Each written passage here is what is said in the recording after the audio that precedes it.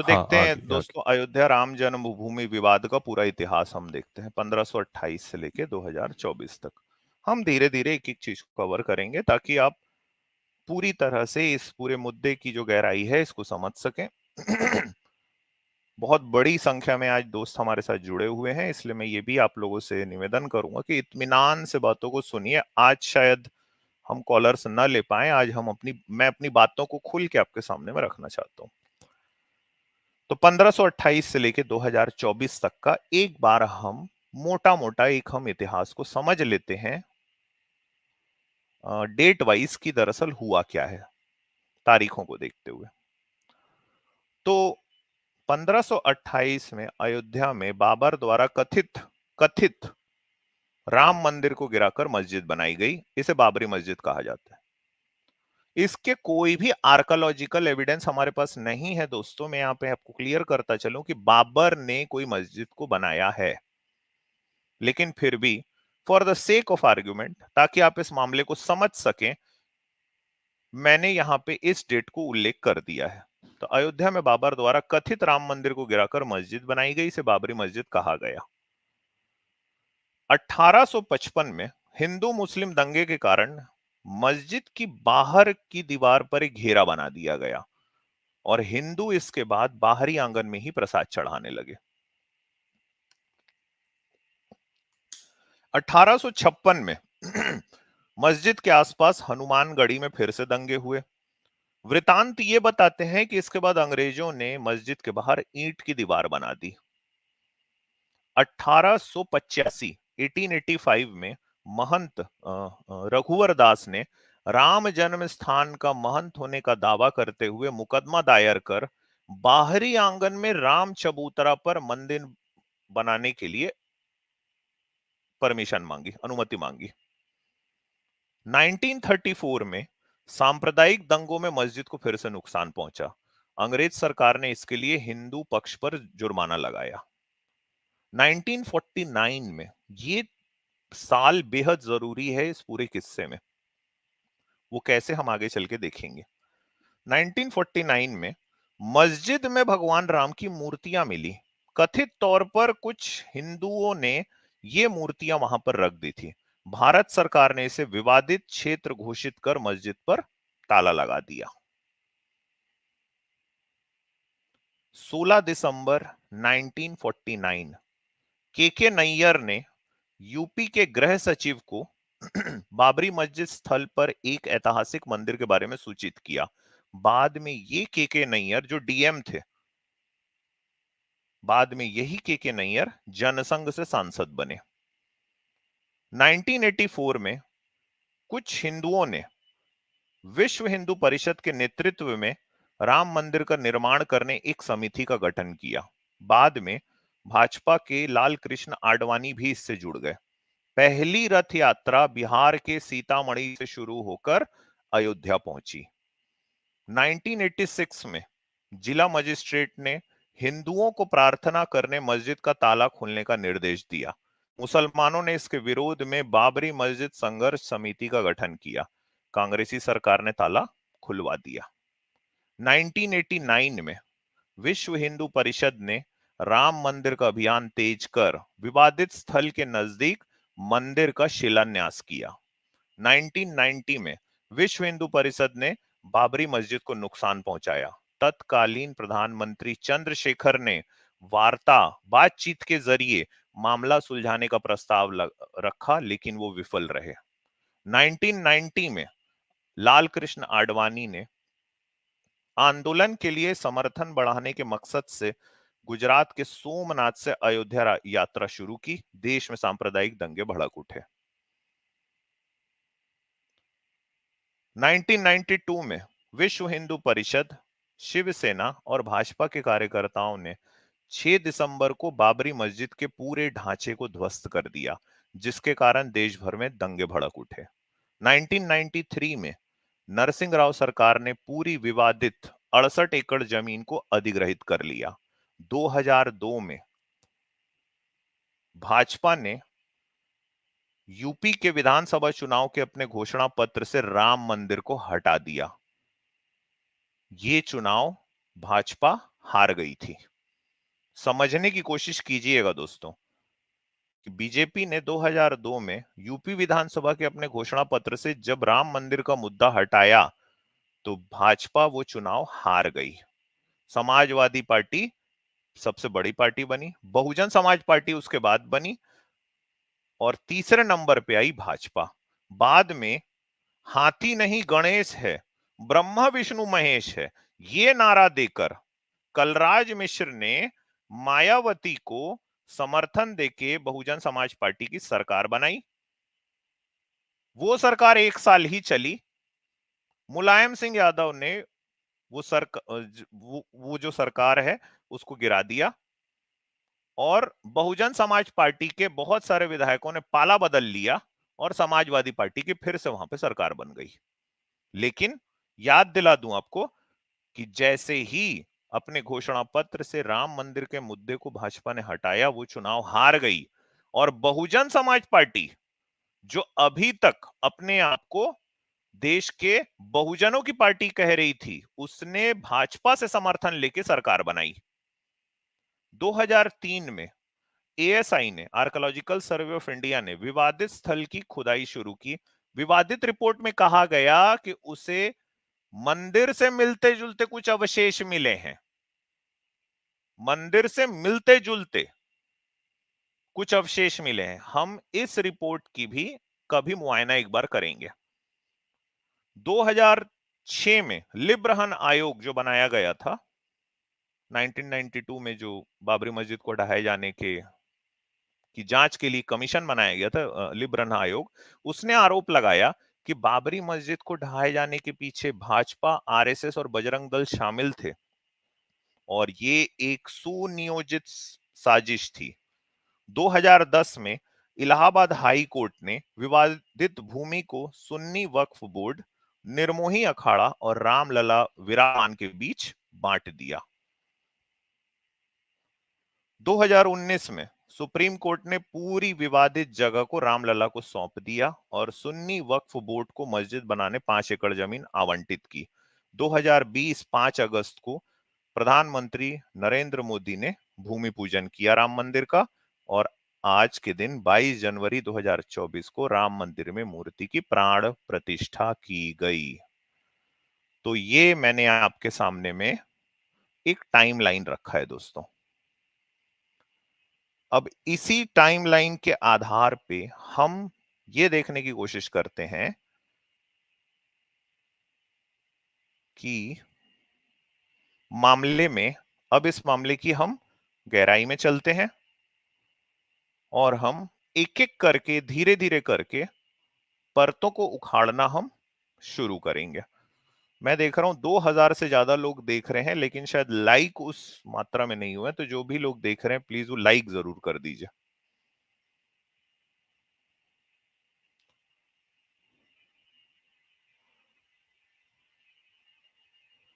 हाँ जी।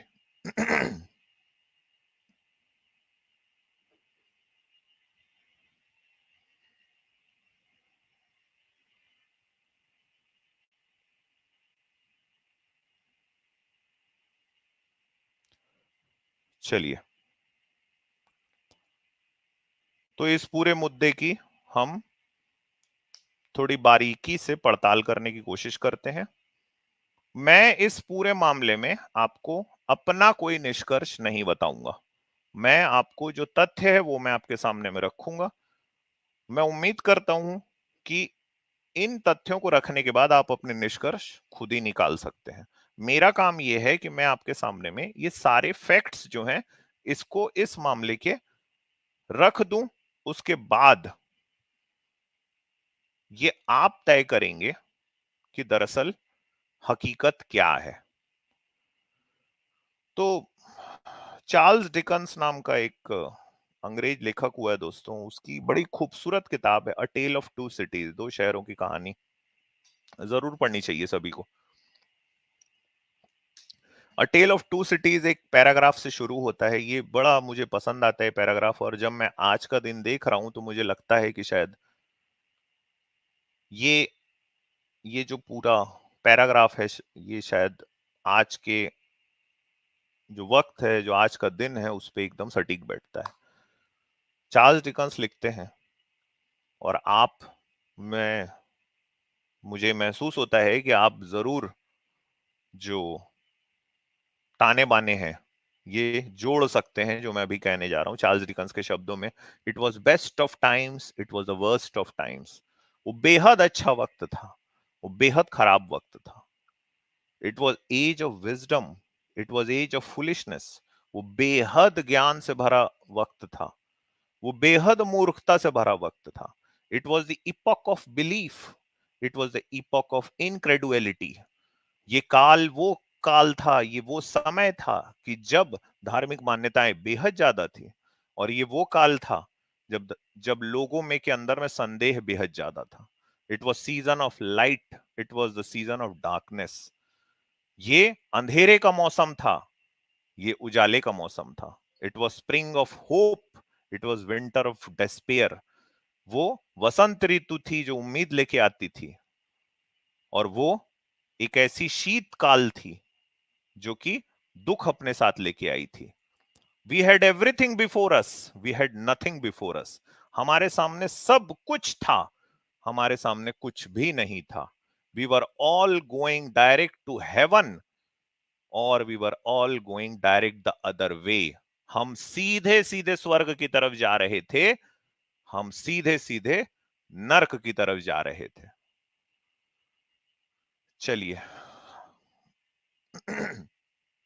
तो इसमें से जो एक हिस्टोरिकल कॉन्टेक्स्ट है ये मैंने आपके सामने में रखने की कोशिश करी दोस्तों। जो लीगल बैटल चला, आर्कोलॉजिकल सर्वे ऑफ इंडिया ने की 2003 की रिपोर्ट का मैंने हवाला दिया। उसमें कुछ कंट्रोवर्सीज हैं, उसके बारे में कुछ ऐसी बातें हैं जो सटीक नहीं है, लेकिन उसे व्हाट्सएप यूनिवर्सिटी द्वारा फैक्ट बना दिया गया है जो कि सत्य से बिल्कुल इतर है। तो सुप्रीम कोर्ट का जो वर्डिक्ट आया था, जैसे कि मैंने आपको बताया कि सुप्रीम कोर्ट ने जो 3.25 एकड़ जमीन थी पूरी की पूरी वो रामलला को दे दी, और 5 एकड़ जमीन को सुन्नी वक्फ बोर्ड को देने को कहा, और आज हम देख रहे हैं कि वहां पे एक बहुत बड़ा राम मंदिर बन चुका है। मैं एक किताब का एक हवाला मैं आपके सामने में रखना चाहता हूं दोस्तों, मैं जरूर ये किताब को पढ़िएगा। मैंने इसके एक बहुत बड़े हिस्से को आपके लिए हिंदी में ट्रांसलेट किया है, जिससे आपको चीजों को समझने का अवसर अच्छे से मिलेगा। यहाँ पे एक शख्स का नाम आएगा। मैंने जब मैं हिस्ट्री टाइमलाइन बता रहा था तो मैंने 1949 की 22 दिसंबर 1949 की वो जो डेट थी मैंने उसके बारे में आपको बताया। तो अभिराम दास ये एक साधु थे अयोध्या के। इन्होंने जाके वहां पे मूर्ति को रख दिया, और जोर से, और वो कुछ एक टोले के साथ गए थे, और फिर अगले दिन बस सब शुरू हो गया कि भय प्रकट कृपाला दीन दयाला कौशल्या हितकारी। भय प्रकट कृपाला, प्रकट हो गए भाई प्रभु राम। भाई राम कहां से प्रकट हो जाएंगे? तो राम प्रकट नहीं हुए थे, अभिराम दास ने जाके वहां पे मूर्तियों को रख दिया था। ये बेहद अच्छी किताब है, मैंने इसके एक बड़े हिस्से को आपके लिए हिंदी में ट्रांसलेट किया ताकि आप ये समझ सकें कि उसके बाद से भारत की पूरी राजनीति अक्रॉस पार्टी लाइंस, इसमें सिर्फ एक ही पार्टी का नहीं बल्कि उस वक्त की भी जो कांग्रेस सरकार थी उसने भी कैसे ये अनेबल किया जो आज हम हिंदुत्व के रूप में जिसको हम देखते हैं। तो यहां पे इस ये जो कोयले की दलाली है ना, इसमें सभी काले हैं। चलिए हम उस हिस्से को मैं आपके लिए पढ़ता हूं।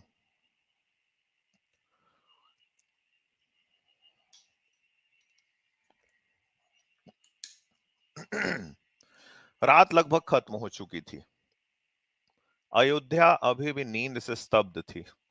शांति को चीरते हुए एक युवा साधु पसीने से लथपथ हनुमानगढ़ी से भागता हुआ आया, जो कि अयोध्या में 500 से अधिक साधुओं के रहने वाले एक किले जैसे हिंदू धार्मिक प्रतिष्ठान है।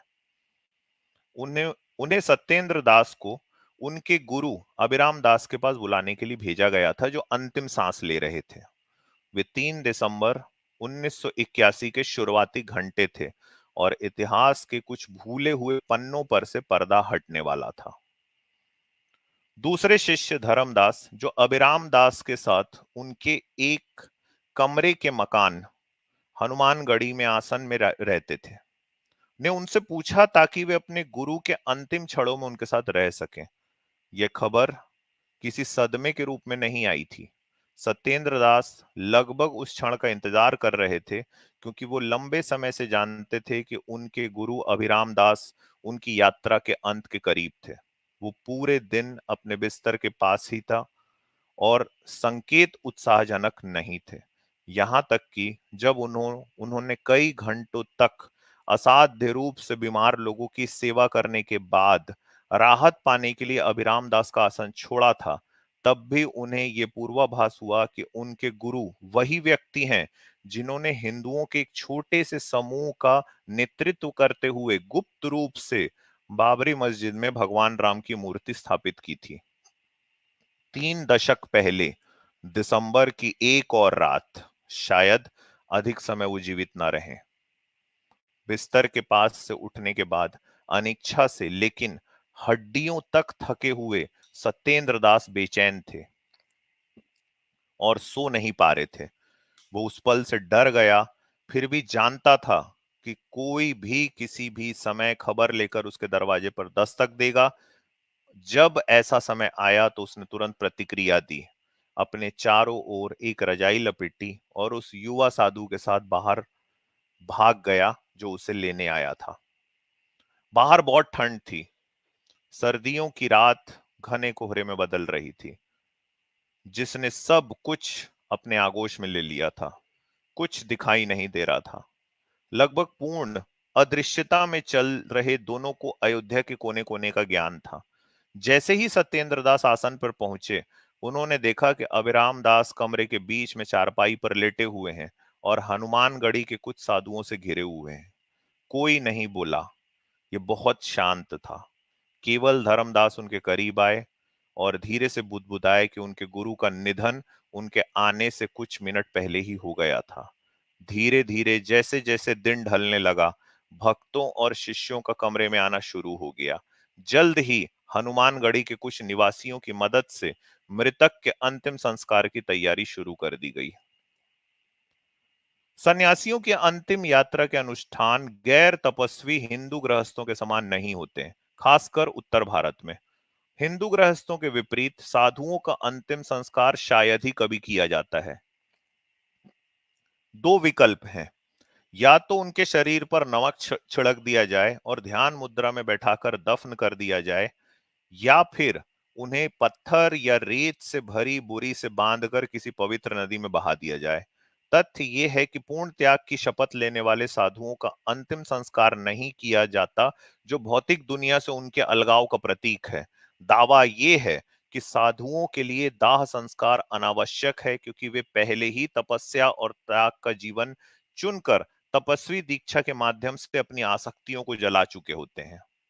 अयोध्या में साधु के शरीर को सरयू में विसर्जित करना सामान्य तप प्रथा रही है। नदी को यह नाम तभी दिया गया है जब वह शहर के तटों को छूती है। अयोध्या से पहले और बाद में इस नदी को घाघरा के नाम से जाना जाता है। इस नामकरण संबंधी भ्रम का कारण एक विशेष हिंदू मान्यता में निहित है। जैसा कि पौराणिक कथाओं ने अयोध्या को भगवान राम की जन्मभूमि में बदल दिया है, इसके पास बहने वाली नदी ने भी सरयू का पौराणिक नाम धारण कर लिया है। वो धारा जिसके बारे में माना जाता है कि वो भगवान राम के राज्य से होकर बहती थी। हनुमानगढ़ी में 3 दिसंबर 1981 की दोपहर तक अभिराम दास के शिष्यों और दोस्तों ने सभी तैयारी पूरी कर ली थी। मृतक के लिए अंतिम अनुष्ठान शुरू करने के लिए तैयार थे। आसन के बाहर अभिराम दास का शरीर बांस से बने एक मंच पर बैठा हुआ आसन में रखा गया था। उनका चेहरा आत्मनियंत्रण के मुखौटे में जम गया था। उनकी आंखें आधी बंद थी, जैसे कि वो गहरे ध्यान में हो। भगवा कपड़ा का एक टुकड़ा जिस पर भगवान राम का नाम छपा हुआ था, एक विशेष प्रकार का कपास या रेशम का कपड़ा जिसे राम नामी कहा जाता है, सावधानी पूर्वक उनके शरीर के चारों ओर लपेटा गया था। टूटे बांस से बने मेहराब के 3 किनारों को एक समान कपड़े से ढका गया था, जो शव को रखने वाले कठोर बांस के मन से टिका हुआ था। बांस की संरचना, जिसे व्यंजनात्मक भाषा में विमान कहा जाता है, जो आत्माओं को स्वर्गीय क्षेत्र में ले जाने वाले पौराणिक वाहन का प्रतीक है, को एक तरफ से खुला रखा गया था ताकि लोग मृतक की अंतिम झलक देख सकें।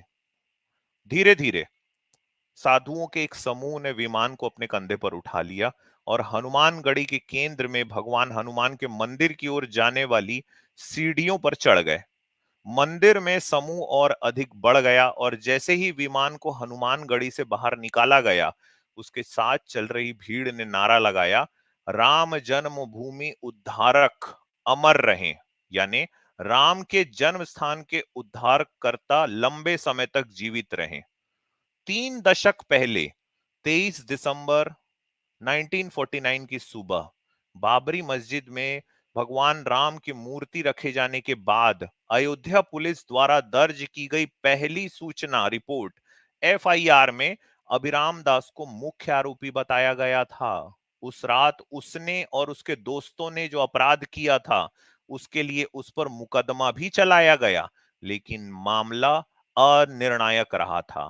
कालांतर में अयोध्या में अनेक हिंदू उन्हें राम जन्मभूमि उद्धारक कहने लगे थे। जैसे ही विमान बाबरी मस्जिद के प्रवेश द्वार पर पहुंचा, जहां उसे सावधानी पूर्वक रखा गया था, नारेबाजी तेज हो गई। राम जन्मभूमि के पुजारी, वो मंदिर जो बाबरी मस्जिद में मूर्ति रखे जाने के बाद से ही उसके अंदर संचालित होता था, साथ ही आसपास के हिंदू धार्मिक प्रतिष्ठानों के पुजारियों को साधु के निधन के बारे में पहले से ही पता था और वे बाहर आए और शव पे माला चढ़ाई, उन्हें श्रद्धांजलि अर्पित की। हालांकि कुल मिलाकर अयोध्या अभिराम दास की मृत्यु से अनजान रही। कुछ निवासियों ने इस अंतिम संस्कार जुलूस को उत्सुकता से देखा, लेकिन अधिकांश लोगों के लिए ये एक और बूढ़े साधु का निधन था। 3 दशकों के बाद 1949 के घटनाक्रम से जुड़े ऐतिहासिक तथ्य गुमनामी में चले गए। अखिल भारतीय हिंदू महासभा और राष्ट्रीय स्वयंसेवक संघ का प्रचार कि मूर्ति कभी लगाई नहीं गई थी और भगवान राम अपने आप अपने जन्म स्थान पर स्वयं प्रकट हुए थे, ने अब तक धर्मनिष्ठ हिंदुओं के बीच अपनी पकड़ बना ली थी, जिससे काफी हद तक अभिराम दास का संबंध टूट चुका था। उस भयावह रात के अंधेरे घंटों में जो किया था, बीच के काल में हिंदू संप्रदायवादियों द्वारा लिखी गई कई पुस्तकें और पैम्पलेट अयोध्या की दुकानों में भर गए थे और दैवीय अभ्यास के मिथक को मजबूत करने में काफी हद तक सफल रहे थे। कानूनी कारणों से जिन लोगों की इस गुप्त कृत्य में भूमिका थी, उन्हें भी इस मिथक को बढ़ने देना और लोकप्रिय कल्पना पर कब्जा करना सुविधाजनक लगा। आखिरकार कानून मानवीय षड्यंत्रों को पकड़ सकता था, लेकिन एक ईश्वरीय अभ्यास उसकी पहुंच से परा था। फिर भी हिंद अयोध्या में हिंदुओं के एक छोटे समूह के लिए अभिराम दास अपनी मृत्यु तक राम जन्मभूमि उद्धारक या केवल उद्धारक बाबा ही बने रहे। मामला जो भी हो, स्थानीय लोगों की दिलचस्पी की कमी को वहां मौजूद कई लोगों द्वारा नर अ, अ, अ, नजरअंदाज नहीं किया जा सका, क्योंकि ये यात्रा अयोध्या की सकरी गलियों से होते हुए सरयू तट की ओर बढ़ रही थी। तट पर जहां दोपहर करीब 2 बजे काफिला पहुंचा, विमान को अपने कंधों पर ले जाने वाले लोग अपना बोझा जमीन पर रखने के लिए झुक गए। साधु के शरीर को उसमें से बाहर निकाला गया, नदी में स्नान कराया गया और पूरे शरीर पर घी लगाकर एक ताजा सफेद कपड़े में लपेटा गया। शरीर के पीछे रेत से भरी 2 बोरियां बंधी थी, एक कंधे के नीचे और दूसरी कमर के नीचे, जिसे बाद में धीरे से नाव में रख दिया गया, जो उसी समय चल रही थी। सत्येंद्र दास, धर्मदास और हनुमानगढ़ी के 3 अन्य साधु उस पर सवार हो गए। कुछ ही मिनटों में नाव नदी के केंद्र पे पहुंच गई, जहां वो अब उथली नहीं थी और जिसका उपयोग पारंपरिक रूप से ऐसी जल समाधि के लिए किया जाता था। नाव पर मौजूद लोगों ने अभिराम दास के शरीर को सर उठाकर सरयू के ठंडे शांत पानी में प्रवाहित करने से पहले उनका अंतिम संस्कार किया। 1981 में अभिराम दास की मृत्यु के बाद स्थानीय जनता में जो उदासीन प्रतिक्रिया उत्पन्न हुई, वह उस माहौल से भिन्न थी जो शहर ने 30 साल पहले आजादी के बाद के वर्षों के दौरान देखा था। उस समय देश के कई अन्य हिस्सों की तरह अयोध्या में भी कई लोगों ने चीजों को अलग तरह से देखा था। भारत के विभाजन के साथ उपजे सांप्रदायिक उन्माद ने वातावरण को अत्यंत क्रूर बना दिया था। संगठनों द्वारा निभाई गई भूमिका भी कम महत्वपूर्ण नहीं थी, जिन्होंने विभाजन के तत्काल बाद को स्वतंत्र भारत की धर्मनिरपेक्ष परियोजना को पटरी से उतारने के अवसर के रूप में देखा। इन संगठनों से जुड़े षड्यंत्रकारी और उनके द्वारा रची गई साजिशों के परिणाम स्वरूप पहले ही बड़ी राष्ट्रीय त्रासदियां हो चुकी हैं। ऐसी ही एक घटना 30 जनवरी 1948 को गांधी की जघन्य हत्या थी। जिन हाथों ने गांधी की छाती में गोलियां दागी, वे नाथूराम गोडसे के थे, लेकिन जैसा कि बाद में साबित हुआ, ये हत्या शीर्ष हिंदू महासभा द्वारा रची गई साजिश का हिस्सा थी। सावरकर के नेतृत्व में नेता, जिनका मुख्य उद्देश्य कांग्रेस से राजनीतिक पहल छीनना और भारत में धर्मनिरपेक्षता को बनाए रखने के सभी प्रयासों को अस्थिर करना था। गांधी की हत्या की साजिश अधिक समय तक छुपी नहीं रह सकी। हालांकि हत्या के बाद तुरंत बाद चला मुकदमा इसकी सीमा को उजागर करने में विफल रहा था। बाबरी मस्जिद पर गुप्त कब्जा लगभग 2 साल के बाद 22 दिसंबर 1949 की रात को लगभग उसी समय उसी समूह के लोगों द्वारा नियोजित एक कृत्य था। ये कई मायनों में उसी क्रूर माहौल का प्रतिबिंब था जिसमें गांधी की हत्या हुई थी। न तो षड्यंत्रकारी, न ही उनके अंतर्निहित उद्देश्य अलग थे। दोनों मामलों में साजिशकर्ता हिंदू महासभा नेतृत्व से संबंधित थे। मूर्ति स्थापित करने वाले कुछ प्रमुख लोग गांधी हत्या मामले में मुख्य आरोपी थे और इस बार भी उनका उद्देश्य राजनीतिक केंद्र मंच को छीनना था। कांग्रेस ने भगवान राम के नाम पर बड़े पैमाने पर हिंदू लामबंदी को उकसाया था। फिर भी दोनों घटनाएं अलग-अलग थी। हिंदू संप्रदायवादियों द्वारा इस्तेमाल की जाने वाली, आजाद एक सेकंड देना मुझे ना।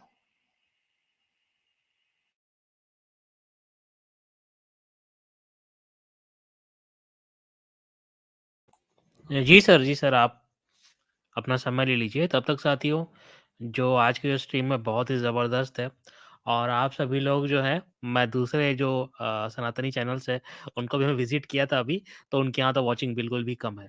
तो इससे समझ में आता है और इससे मुझे उम्मीद मिलती है कि हम जो काम कर रहे हैं, उसका जो असर है वो दूर-दूर तक जा रहा है और लोग हमसे जुड़ रहे हैं। मतलब इसका मतलब ये भी निकल जाता है कि भई आज जैसे राम का जो मूर्ति स्थापन हुआ है और उसके नाम से पूरे देश में पार्टियाँ बनी हैं हर जगह पर हमारे देश में आज भी ऐसे विचारशील लोग हैं, जो इस जो आज जो हुआ है उसका विरोध भी करते हैं और ये जो राम मंदिर के नाम पे जो राजनीति हो रही है इसका भी विरोध करते हैं। तो ये बहुत खुशी की बात है कि इतने सारे लोग जो हैं हमारे बीच में जुड़े हुए हैं और साथियों आज की स्ट्रीम है ऐसे ही आप लाइक और शेयर करते हैं और जो अपना जो सपोर्ट है वैसे ऐसे ही आप हमें करते रहें। जी अम्मी जी। जी sir, thank you Newton sir. फिर भी दोनों घटनाएं अलग-अलग थी। हिंदू संप्रदायवादियों द्वारा इस्तेमाल की जाने वाली कार्य प्रणाली में और सरकार और सत्तारूढ़ दल कांग्रेस द्वारा उन्हें जवाब देने के तरीके में भी। जबकि गांधी को दिन के उजाले में सार्वजनिक रूप से मार दिया गया था, बाबरी मस्जिद को रात के अंधेरे में गुप्त रूप से एक मंदिर में बदल दिया गया। जाहिर तौर पर गांधी की हत्या के बाद त्वरित और बड़े पैमाने पर सरकारी प्रतिशोध ने हिंदू महासभा के नेताओं को कई सबक सिखाए थे।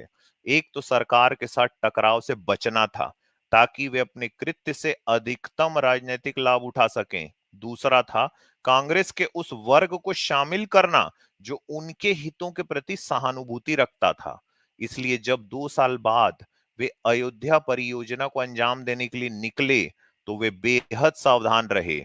जब तक मस्जिद वास्तव में जब्त नहीं हो गई तब तक उन्होंने खुद को मंच के पीछे रखा और बिना कोई समय बर्बाद किए तत्काल बाद में बड़े पैमानों बड़े पैमाने पर हिंदुओं की लामबंदी सुनिश्चित की। हालांकि अयोध्या में सांप्रदायिक आक्रामकता के इस कृत्य के माध्यम से उन्होंने जो राजनीतिक उद्देश्य तय किया था वो उस तरीके से हासिल नहीं किया जा सका जिसकी उन्हें उम्मीद थी। वे रात की कहानी और इसके पीछे की साजिश को गुप्त रखने में काफी हद तक सफल रहे क्योंकि ये कभी सामने नहीं आया पूरी तरह से। इसके अलावा जबकि गांधी की हत्या की साजिश की भारत सरकार द्वारा गठित एक आयोग द्वारा पूरी तरह से जांच की गई थी। हालांकि 2 दशक बाद बाबरी मस्जिद को जबरन मंदिर में बदलने की साजिश और साजिशकर्ता को बेनकाब करने के लिए ऐसी कोई जांच नहीं की गई। परिणाम स्वरूप एक घटना जिसने भारत में राजनीतिक विमर्श को इतना उल्लेखनीय रूप से बदल दिया, उसे स्थानीय साधु अभिराम दास के नेतृत्व में मुट्ठी भर स्थानीय लोगों द्वारा अनायास किया गया एक स्थानीय अपराध माना जाता है। हालांकि ये एक सुनियोजित साजिश थी जिसमें हिंदू महासभा के राष्ट्रीय, प्रांतीय और स्थानीय स्तर के नेताओं को शामिल किया गया था, जिसका उद्देश्य गांधी की हत्या के बाद पार्टी की खोई हुई राजनीतिक किस्मत को पुनर्जीवित करना था। हिंदू महासभा की अयोध्या रणनीति की गुप्त कहानी को और भी अस्पष्टता में समय ने धकेल दिया और सार्वजनिक बहस के लिए केवल वही रह गया है जो सबसे अधिक स्पष्ट है। इसके बाद शुरू हुई मुकदमेबाजी के अंतहीन प्रक्रिया ने उस भयावह रात से ध्यान पूरी तरह से हटा दिया और अब यह देश में सांप्रदायिक राजनीति का आधार बन गया है। संयोग से विवाद का सबसे महत्वपूर्ण हिस्सा छुपा हुआ अनुसंधान का एक उपेक्षित क्षेत्र बना हुआ है। उदाहरण के लिए भारत सरकार के बाबरी मस्जिद राम जन्मभूमि विवाद पर श्वेत पत्र ने 1949 की घटना कानूनी तौर पर विवाद का मूल कारण को केवल एक पैराग्राफ में खारिज कर दिया। 6 दिसंबर 1992 को मस्जिद के विध्वंस के बाद जारी किए गए दस्तावेज में घटना पर कहने के लिए कुछ और नहीं है। बस यही कहा गया है कि दिसंबर 1949 में ये वो पैराग्राफ है जो मैं पढ़ रहा हूं। दिसंबर 1949 में विवादित ढांचे में मूर्तियां रखे जाने के बाद के साथ विवाद एक नए चरण में प्रवेश कर गया। आपराधिक प्रक्रिया की धारा 145 के तहत परिसर को कुर्क कर लिया गया है।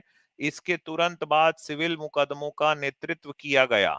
इन सिविल मुकदमों में अंतरिम आदेशों ने पक्ष को मूर्तियां हटाने या उनकी पूजा में हस्तक्षेप करने से रोक दिया। वास्तव में दिसंबर 1949 से 6 दिसंबर 1992 तक संरचना का उपयोग मस्जिद के रूप में नहीं किया गया था।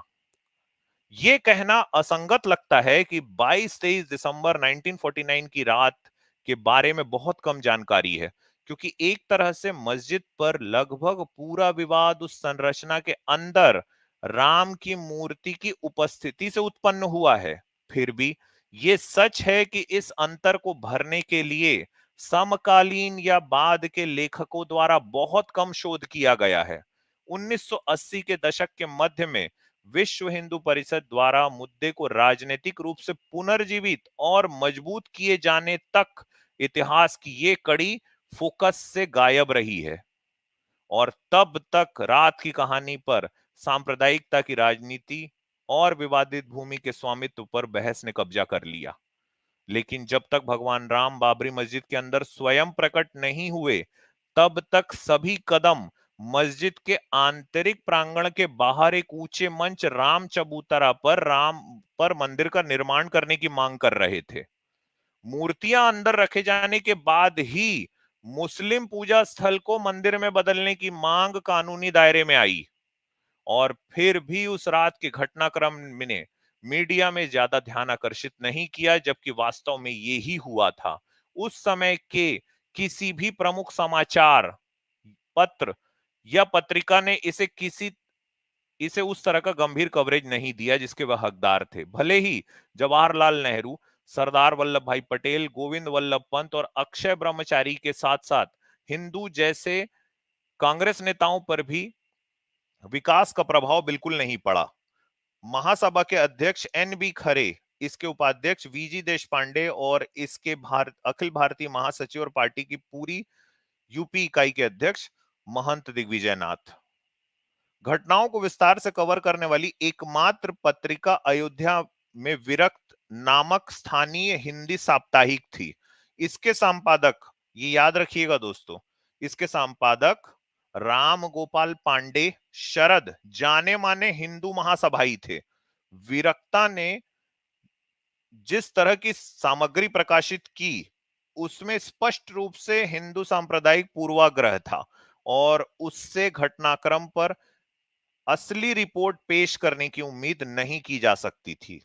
यदि कुछ भी हो तो यह पत्रिका मस्जिद के अंदर भगवान राम की मूर्ति की उपस्थिति को समझाने के लिए दिव्य व्यायाम के सिद्धांत को बढ़ावा देने वाली पहली पत्रिका थी, हालांकि टुकड़ों में।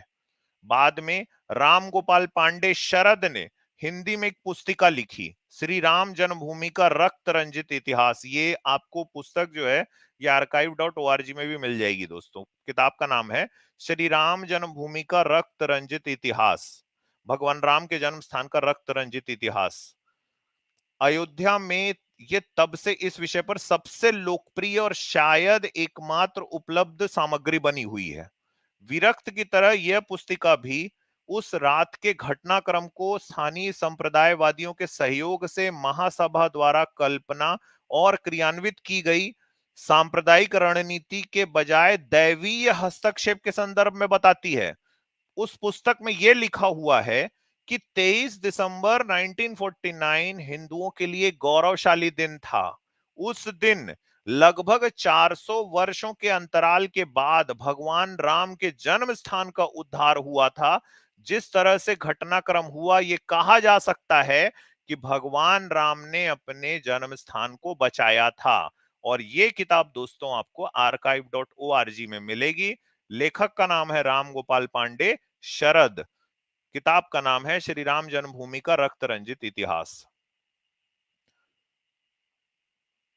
निश्चित रूप से जिस कारण से तथ्य सामने नहीं आ सके, जैसा कि महात्मा गांधी के हत्या के मामले में हुआ था, उस समय की सत्ता की राजनीति से काफी हद तक जुड़ा हुआ था। 1948 में गांधी की हत्या के बाद से 1950 में सरदार वल्लभ भाई पटेल की मृत्यु तक कांग्रेस पार्टी तीव्र अंतर पार्टी सत्ता संघर्ष में घिरी हुई थी। हालांकि इसने पहले भी गुटिये लड़ाई देखी थी, लेकिन गांधी और स्वतंत्रता संग्राम के आदर्शवाद के प्रभाव में हमेशा संयम का एक तत्व रहा। लेकिन जैसे ही ये रोके गायब हुई, कांग्रेस में दो शक्ति गुटें, पहली पटेल के नेतृत्व में हिंदू रूढ़िवादी और दूसरी नेहरू के नेतृत्व में धर्मनिरपेक्षवादियों के बीच लड़ाई खुलकर सामने आ गई। गांधी की हत्या के कुछ ही महीनों बाद विशेष रूप से संयुक्त प्रांत, यूनाइटेड प्रोविंस यानी आज का यूपी, कांग्रेस में इन शक्ति गुटों के लिए मुख्य युद्ध क्षेत्रों में से एक के रूप में उभरा। प्रांत के मुख्यमंत्री गोविंद वल्लभ पंत, जिन्हें 26 जनवरी 1950 को संविधान अपनाने से पहले प्रधानमंत्री कहा जाता था, पटेल के कट्टर वफादार थे। राज्य कांग्रेस में उनके अधिकार के लिए संभावित चुनौती देने वाले सभी लोगों को हटाने की उनकी हताशा ने उन्हें अयोध्या में हिंदू पुनरुत्थानवादियों के साथ जुड़ने के लिए प्रेरित किया। ये एक ऐसा कदम जिसने उन्हें लाभ देने के अलावा महासभाइयों को बहुत प्रोत्साहित किया और अंतिम उपस्थिति के लिए जमीन तैयार की, बाबरी मस्जिद में मूर्तियों की। कांग्रेस के हिंदू रूढ़िवादी गुटों के साथ नेहरू को बेअसर करने के लिए खुले तौर पर पार्टी के बाहर सांप्रदायिक तत्वों से राजनीतिक ताकत को आउटसोर्स करने की कोशिश की गई और बाद में इस राजनीतिक बहाव को रोकने और अपनी स्थिति को बचाने का प्रयास किया गया। मुश्किल से ही ज्यादा समय था या महासभाइयों के कुकर्मों का जांच करने का निश्चय किया गया। यह संयुक्त प्रांत में और भी अधिक था, जहां हिंदू संप्रदायवादियों को दंडित करने की बजाय उनकी रक्षा करने में अधिक रुचि रखती थी। 1950 के अंत में जब नेहरू ने ये लड़ाई जीती, तब तक 22 दिसंबर 1949 की रात की घटनाएं कानूनी पचड़ों में फंस चुकी थी और राष्ट्र का मूड बदल। धर्मनिरपेक्ष ताने बाने को अब हिंदू पुनरुत्थानवादियों से कोई खतरा नहीं था। 26 जनवरी 1950 को भारत के संविधान की घोषणा के बाद जैसे जैसे ध्यान केंद्रित हुआ, हिंदू महासभा की अयोध्या रणनीति के लगभग सभी खिलाड़ियों ने या तो अपनी प्रासंगिकता खो दी थी, या ऐसे मामलों में जहां उनमें से कुछ प्रचलन में बने रहने में कामयाब रहे, उन्हें इसे तोड़ने की क्षमता खो दी थी। धर्मनिरपेक्ष संतुलन गंभीर रूप से प्रतिबंधित हो गया और रात के साथ उनका संबंध आधुनिक भारत के इतिहास की इस लुप्त कड़ी का हिस्सा बन गया। तो यहाँ दोस्तों हमको ये देखना है, किताब के कुछ अंश मैंने आपके सामने में पढ़े हैं। पहला, अभिराम दास ने 22 दिसंबर 1949 को जाके वहां मूर्तियां रखी। इस पे उन पे मुकदमा दायर किया गया, जिसकी कोई भी जिस मुकदमे पे कोई भी फैसला नहीं आया। उस गुट में हिंदू महासभा के कुछ ऐसे भी लोग शामिल थे जो गांधी हत्या में शामिल थे। बाद में ऐसे लोगों को बचाने के लिए गोविंद वल्लभ पंत, जो कांग्रेस के थे और उस समय यूनाइटेड प्रोविंस के चीफ मिनिस्टर थे और वल्लभ भाई पटेल के सबसे खास आदमी हुआ करते थे, उन्होंने इस पूरे मामले पर मिट्टी डालने की कोशिश की और ऐसे लोगों को बचाने की कोशिश की। तो जो मैं आपको कह रहा हूं दोस्तों, कि कोयले की दलाली में सभी काले हैं। तो ये ठीक ठीक है दोस्तों सर। मैंने किताब का एक अंश आपके सामने में रखा। अब चलिए, और एक परत अभी हमने एक फैक्ट को यहाँ पे एस्टेब्लिश किया है कि राम के भय प्रकट कृपाला दीन दयाला नहीं हुए थे। अब रामदास ने 1949 को 22 दिसंबर की रात को वहां पे जाके मूर्तियों को रख दिया। हिंदू महासभा इस पूरी साजिश के पीछे शामिल था, लेकिन साथ ही शामिल थे उन्हें बचाने के लिए गोविंद वल्लभ पंत, जिन्हें सरदार पटेल का पूरा वरद हस्त हासिल था। चलिए आगे चलते हैं। अब जब ये मामले को अब हम सीधा लेके आते हैं दोस्तों, सुप्रीम कोर्ट ने भाई ऐसा बिनाइन एटीट्यूड हिंदू क्लेम्स की तरफ क्यों दिखाया? तो जो सबसे महत्वपूर्ण है, हमको ये दिखता है कि 19वीं 20वीं में जो हिंदुओं के बड़े संत हुए हैं, दयानंद सरस्वती या विवेकानंद और अरबिंदो, ये कभी भी राम मंदिर के मुद्दे से आपको जुड़े हुए दिखाई नहीं देते हैं, क्योंकि उस समय ये मुद्दे की कोई विश्वसनीयता थी ही नहीं। अगर मैं सही हूं तो दरअसल बाबरी मस्जिद जो ढांचा ढहाया गया था, वो 1856 के पहले उसे जामा मस्जिद कहा जाता था। हमें इस बात के कोई भी सबूत नहीं मिलते हैं कि बाबर ने वहां पे कोई मस्जिद को बनाया। बाबर की एक आदत, ये आदत में शामिल था कि वो एक रोज नामचा अपना रखता था। बाबरनामा नाम की वो किताब है, जिसको उसका जो पोता था अकबर, उसने फारसी में ट्रांसलेट करवाया था। तो हमको इस बात की कोई भी जानकारी नहीं मिलती। इसके बाद हमें ये नहीं दिखता कहीं पे भी कि तुलसीदास ने कहीं, जो वहीं पे मतलब वो पूरी रामचरितमानस की रचना कर रहे हैं, लेकिन तुलसीदास ने भी कहीं पे ये नहीं लिखा है कि यहाँ पे राम जन्मभूमि थी, जिसे बाद में तोड़कर मस्जिद बना दिया गया। तो 1856 के पहले दरअसल इस मस्जिद को जामा मस्जिद कहा जाता था। अब ये अक्सर एक एक इंस्क्रिप्शन की बात करते हैं कि हमको ये इंस्क्रिप्शन मिला है कि मीर बाकी ने बाबर के कहने पर ये जो राम मंदिर है इसे गिरा के उसे मस्जिद में कन्वर्ट किया। तो सुशील कुमार की किताब है, द बाबरी मस्जिद क्वेश्चन नाम है किताब का, आप जाके उसको चेक कर सकते हैं। तो सुशील कुमार का ये कहना है कि भाई इस इंस्क्रिप्शन की फारसी को पढ़ के तो ऐसा लगता है कि ये फारसी दरअसल 19 सेंचुरी की है। ये 15 सेंचुरी की फारसी दिखाई नहीं देती इंस्क्रिप्शन में। तो ये इतना बिनाइन जो एटीट्यूड है सुप्रीम कोर्ट का, कि हिंदुओं के क्लेम के लिए, ये पूरी तरह से समझ के बाहर है। और सबसे बड़ी बात ये है कि सुप्रीम कोर्ट ने दरअसल पूरा जो मुकदमा है वो इस नोशन पे, उसका जो ग्राउंड है वो ये सेट किया गया कि पहले वहां पे बाबरी मस्जिद बनी, जो कि राम मंदिर को तोड़ के बनाई गई है। जबकि सुप्रीम कोर्ट ने अपने डिसीजन में यह नोट किया है कि एएसआई दरअसल ऐसी कोई भी फाइंडिंग हमको नहीं दे पाया है। यह सबसे जरूरी बात है। तो ये जो बिनाइन एटीट्यूड है, ये बिल्कुल ही समझ के बाहर है।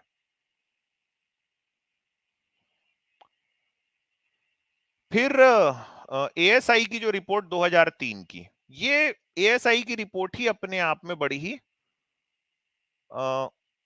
मतलब इसमें बहुत सारे होल्स हैं। जैसे कि एक मैं अगर आपको यहां पे बताऊं,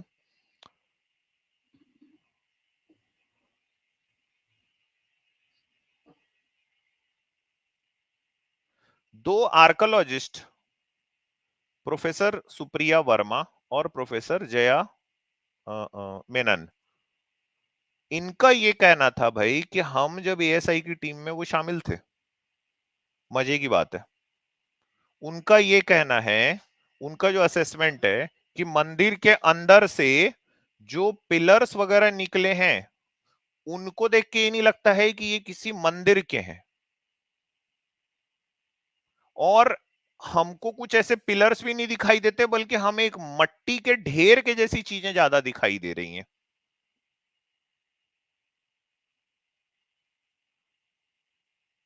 फिर ये कहना है कि वहां पे हमें कुछ हड्डियां मिली हैं।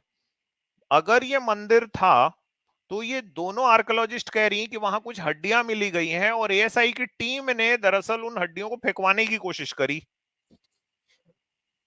कि जल्दी से इनको हटा दो, कि मंदिर के नीचे में हड्डियां कैसे हो सकती हैं।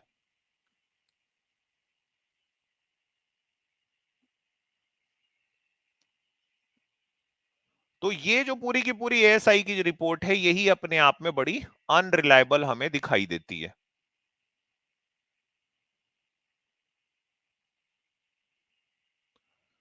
अब सबसे बड़ी चीज ये है भाई, इस मामले में जस्टिस हुआ था कि नहीं हुआ?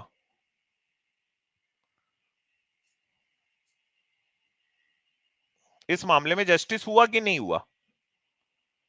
सुप्रीम कोर्ट ने पूरा का पूरा जो बर्डन है वो जो मुस्लिम पक्ष है ये उनके ऊपर डाल दिया कि वो बताएं कि 1528 से लेके 1857 तक, 1528 से लेके 1857 तक क्या वहां पे कोई मस्जिद मौजूद थी, कि जिसे आप ये कह रहे हैं कि वो तो इसके पहले भी थी, तो वो क्या वो बिना किसी मंदिर को तोड़ के बनाई गई, क्या ये सब बातें हैं? ये हमें बताना है।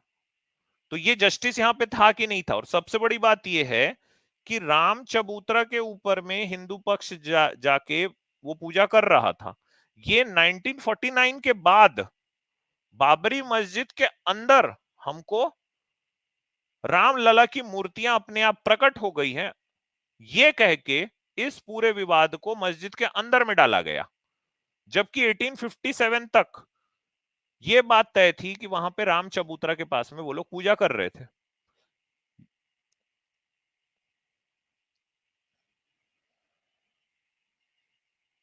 अब एक बड़ी चीज मैं आपके सामने में रखना चाहता हूं भाई, कि अगर हम गुलामगिरी को हम पढ़ते हैं तो उसमें ज्योतिबा फूले जी ने ये बात लिखी है कि जो ब्राह्मण इन्वेडर्स थे, ब्राह्मण धर्म के जो लोग थे, उन्होंने किस तरह से जो देश के मूल निवासी हैं इन पे हमला किया, और खास तौर से बौद्ध धर्म को, कि कैसे उन्होंने जो बुद्धिस्ट साइट्स हैं उनको अपने मंदिरों में कन्वर्ट किया। बाबा साहब अंबेडकर की भी हमको जो राइटिंग्स मिलती हैं उसमें भी हमको ये चीज दिखाई देती है।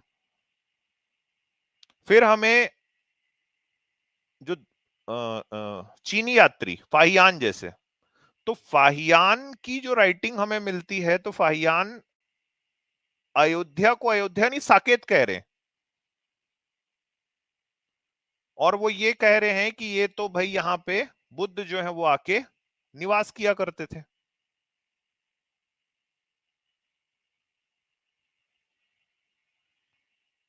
वो कह रहे हैं कि बुद्ध ने यहाँ पे 6 साल इस शहर में गुजारे हैं, और यहाँ पे सम्राट अशोक ने 200 फीट ऊंचा एक स्तूप बनाया हुआ था। फिर एलेक्जेंडर कनिंघम का जो एक्सकेवेशन है, उसमें कनिंघम को सिर्फ बौद्ध साइट्स के ही सबूत मिलते हैं। उसे इस तरह का कोई भी सबूत नहीं मिलता कि यहां पे कोई मंदिर था जिसे बाद में तोड़ के मस्जिद बना दिया गया।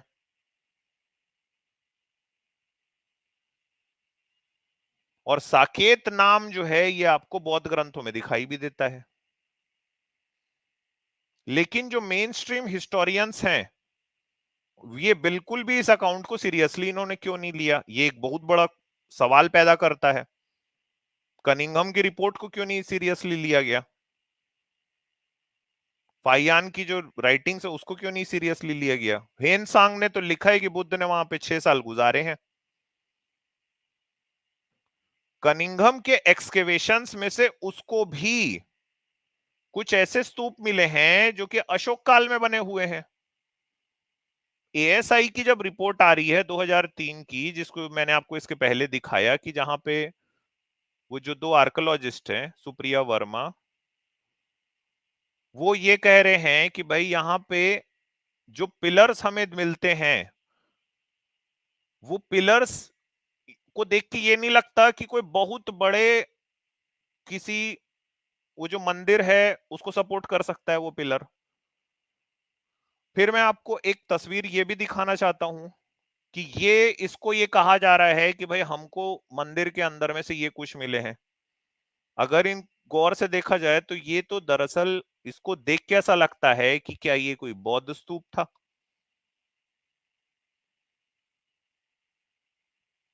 इस तरह के चक्र का इस्तेमाल धम्म चक्र कहा जाता है जिसे, ये तो बौद्ध धर्म में हो रहा था। ये तो हिंदुओं ने बेहद बाद में 12वीं 13वीं शताब्दी के बाद में उन्होंने इसको एक्वायर किया, उनसे चुराया। तो इस पूरी रिपोर्ट को इस ढंग से मेन स्ट्रीम हिस्टोरियंस ने क्यों नहीं लिया, ये एक सबसे बड़ा सवाल है। अच्छा, ये जो पूरी जो मैंने आपको बातें बताई हैं दोस्तों, तो ये बिब्लियोग्राफी आप ये पढ़ सकते हैं। गेल ऑम्बेट की किताब है Buddhism in India, challenging Brahmanism and caste. Ayodhya the dark knight Jha and Jha की किताब है। और दो वॉल्यूम में किताबें हैं, द बाबरी मस्जिद क्वेश्चन, एजी नूरानी की, 1528 से लेके 2003 तक की। इन किताबों को जरूर पढ़िए। सुप्रीम कोर्ट ने अपने पूरे डिसीजन में फेथ को आधार क्यों बनाया, ये एक सवाल पूछने के लायक है। और सुप्रीम कोर्ट ने अपने डिसीजन में ये लिखा है कि एब्सेंस ऑफ एविडेंस जो है ना, वो एविडेंस ऑफ एब्सेंस नहीं होता। मतलब अगर कोई सबूत नहीं है तो उसको ये नहीं हम बोल सकते कि वो कोई सबूत है ही नहीं उसका। यानी सुप्रीम कोर्ट ये कह रही है कि अगर हमें ये नहीं सबूत मिल रहा कि मंदिर नहीं है, तो हम ये नहीं कह सकते कि मंदिर नहीं हुआ होगा कभी। ये बड़ी अजीब बात है। तो फिर आपने एएसआई से सर्वे क्यों करवाया? और 1979 का जो बीबी लाल ने जो सर्वे किया था, आर्कोलॉजिकल सर्वे ऑफ इंडिया, इसकी रिपोर्ट अभी भी छाया नहीं की गई है, अभी भी वो ठीक तरीके से प्रिंट में नहीं है। उस रिपोर्ट को क्यों छुपाया गया लोगों से? क्या वहां पे कोई बौद्ध स्तूप था?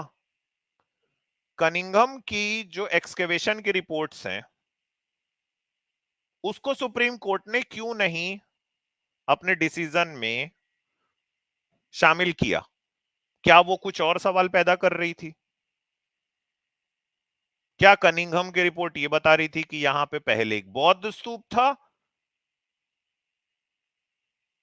कि यहां पे कोई मंदिर था ही नहीं? बाबरनामा में ये क्यों नहीं लिखा जा रहा है भाई कि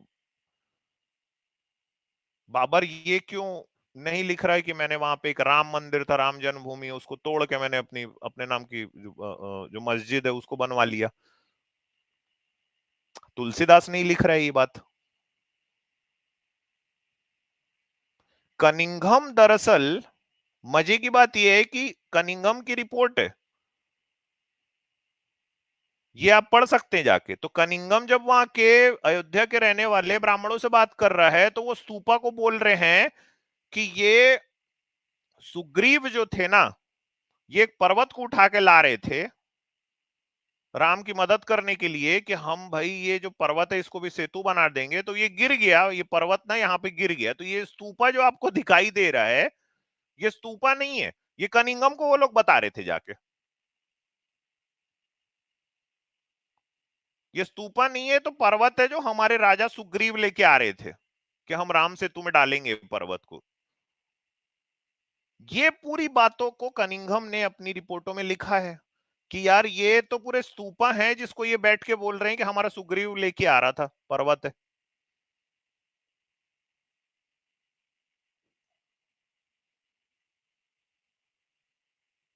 वेन सांग की राइटिंग्स में साकेत बार बार क्यों आ रहा है, और सम्राट अशोक ने साकेत को क्यों चुना, जिसको आज हम अयोध्या कहते हैं, कि वहां पे मैं 200 फुट ऊंचा स्तूपा बनाऊंगा? जरूर साकेत एक बौद्ध सेंटर रहा होगा, बुद्ध ने वहां 6 साल गुजारे थे, हम सभी को ये पता है, हम सभी इतिहास से तो इतना तो जानते ही हैं कि बुद्ध के वक्त तो राम वाम तो कोई था नहीं।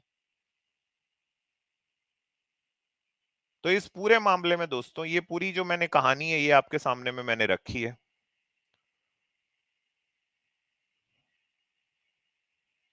मॉरल टीचर सर भी आ अब गए हैं। जय भीम मॉरल टीचर हाँ, सर। हाँ सर, जय भीम।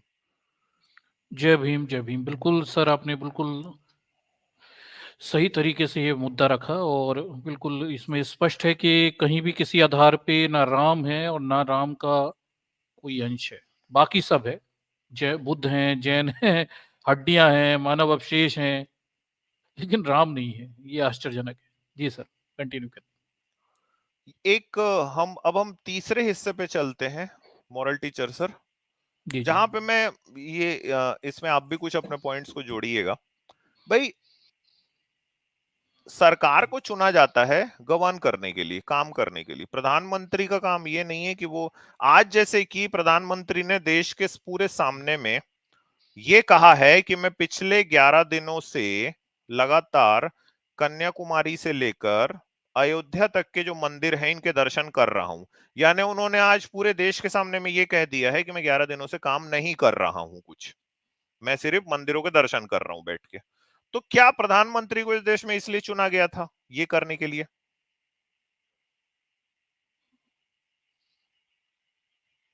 तो फिर धर्म का चूरन क्यों चटाया जा रहा है? तो चूरन इसलिए चटाया जा रहा है भाई, क्यों, अगर आप एक रिपोर्ट देखें कि अगर आपको असलियत से दूर करना है तो कुछ ना कुछ तमाशेबाजी होती रहनी चाहिए। रिपोर्ट है, इकोनॉमिक सर्वे ऑफ इंडिया है ना, ये भारत सरकार की रिपोर्ट है, कि गांव में जो पुरुष हैं उनकी जो वेजेस है वो दरअसल कम हो गई हैं पिछले 2 सालों में। 2000 पिछले 10 सालों में 2022-23 में 212 रुपए वेजेस हैं, जो कि 2014 में 220 रुपए थी। आज फ्री राशन बांटने के नाम पे मोदी जी बार बार कह रहे हैं कि हम 80 करोड़ लोगों को खाना खिला रहे हैं। यानी आप सीधा देश के सामने में ये कबूल कर रहे हैं कि 80 करोड़ लोग इस देश के खाना खरीद के खाने के लायक है ही नहीं। यही बात है ना। तो अगर आप देखें तो महंगाई बढ़ रही है, 100 रुपए डीजल पेट्रोल आप खरीद रहे हैं, 5 ट्रिलियन इकोनॉमी की बात हो रही है, लेकिन क्या वो चीजें लोगों तक पहुंच रही हैं? क्योंकि जो इस देश का सबसे बड़ा हिस्सा, आज भी इस देश का बड़ा हिस्सा जो है गांव में रहता है, और गांव में हालत यह है कि जो डेली वेजेस हैं वो 2014 से भी कम हो गई है। उल्टा हम मतलब जो रिवर्स गियर लग गया है, ट्रेन उल्टी चल रही है यहां। सिर्फ यही एक फिगर आपको ये समझाने के लिए काफी होना चाहिए कि हमारी आर्थिक स्थिति अभी देश की क्या है। बाकी बहुत ज्यादा मैं डिटेल में जाऊंगा तो फिर वो मतलब कई लोगों के समझ के बाहर हो जाता है। बस एक छोटी सी चीज अब यही समझ ले कि 2014 में कोई आदमी, गांव में रहने वाला आदमी 220 रुपए की रोजी कमा रहा था, 2022-23 में आके वो 212 रुपए हो गई।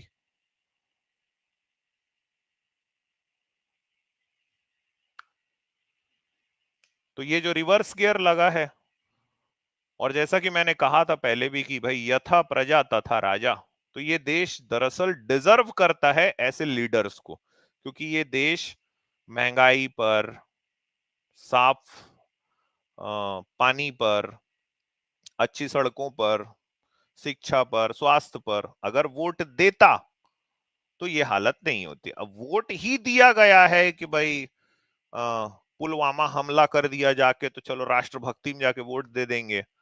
तो भाई बंदर के हाथ में अगर उस तरह पकड़ाओगे तो फिर बंदर फिर जो मर्जी आए ना वहां वो करता है। ठीक है, बंदर के हाथ में तलवार अगर आ गई ना तो वो सीधा नाकी उड़ाता है मक्खी मारने के चक्कर में।